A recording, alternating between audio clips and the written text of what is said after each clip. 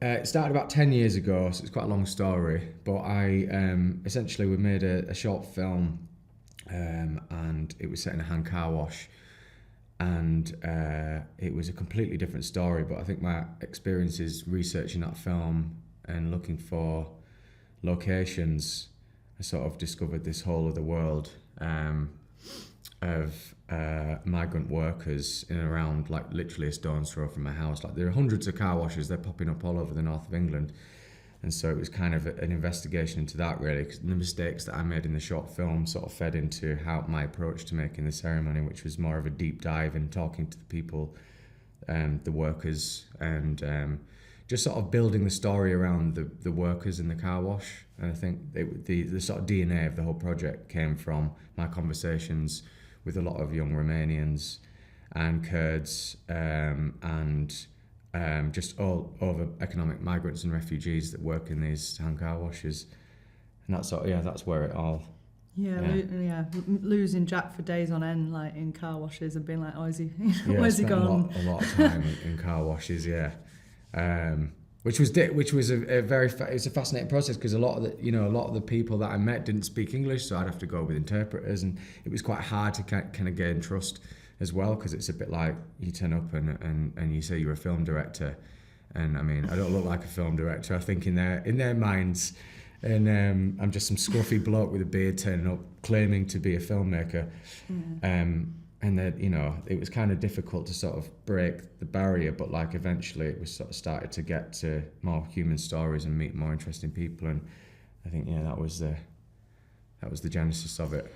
Yeah, and then like our other producer Lucy, and was involved in the development of the script, and then eventually we kind of I've been working with Jack for like 10 years, and he was like, we're making this on a micro budget now, and can you help? And because we live in the same area, and so then I kind of came on to like help with like lots of the on the ground stuff, like similar stuff with the locations and whatnot, and then it just kind of spiraled from there, and suddenly was happening, and we made it out alive. Probably about setting the whole story one side step, left of reality. It's supposed to be. I wanted to do something a bit more allegorical and make kind of separate it from straight social realism, because that's not what the intention was really. I wanted to do something a bit more in the vein of a moral fable, and and I think like the sort of whole concept of the film really is about these two. They're essentially aliens in a foreign land. It's kind of, they've not been to the Yorkshire Dales before. They're not from the UK, and so it's like, what would that look like? What would that feel like? And I think there was something about putting the Dales in black and white that makes it look and feel a bit like a barren planet.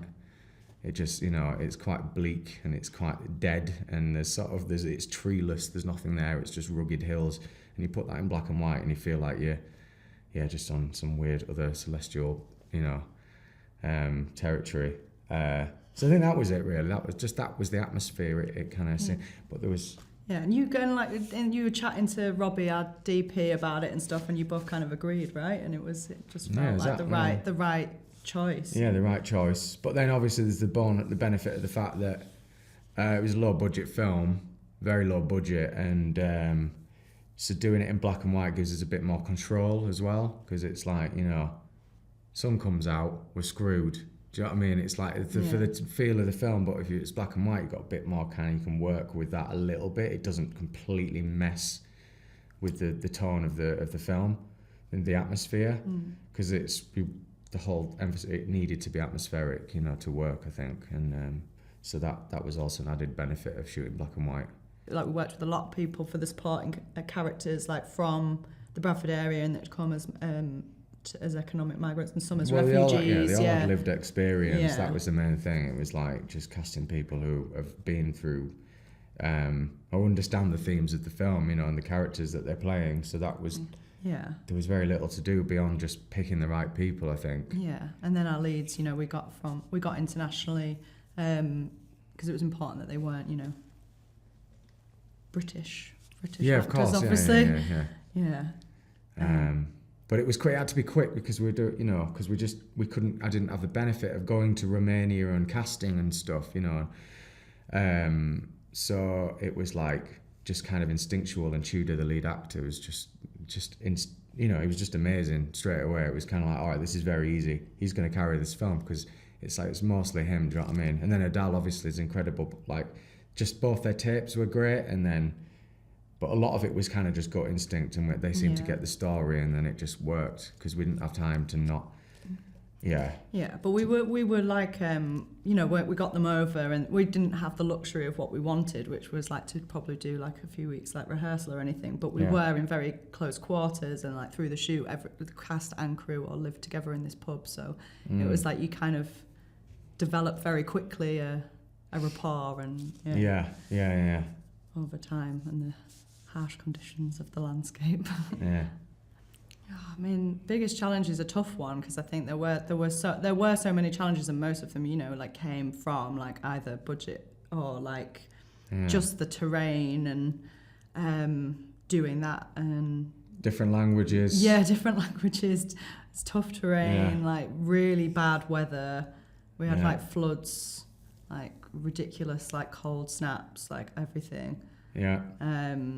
So that, trying to overcome that and stay on schedule and still trying to get everything despite all of the things that it was throwing at us because we didn't really have the space. I mean, we ended up having to switch things around, but we could only really do that once. But yeah, I think the biggest surprise was probably just everyone coming together, right? Like I think because we lived together in this pub, it felt like we'd become more of a family.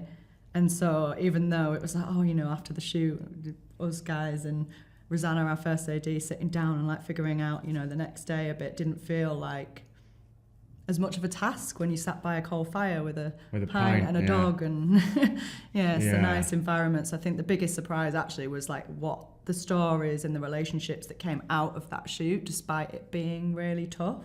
I think, you know, maybe you didn't have as good a time, but I think everyone else sort of felt like it was memorable. And I didn't have a meltdown, that's the main thing. Yeah, you didn't. I didn't have a good time, but I didn't lose my mind, and that, you know, I owe that to, I think, to being in the pub with everybody and everybody else being quite resilient.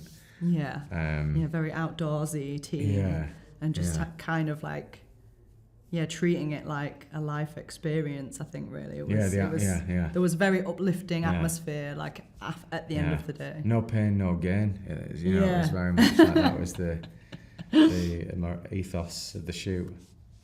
Yeah, it was good. Not that he was chanting that or anything. No. That was me. Come on, guys.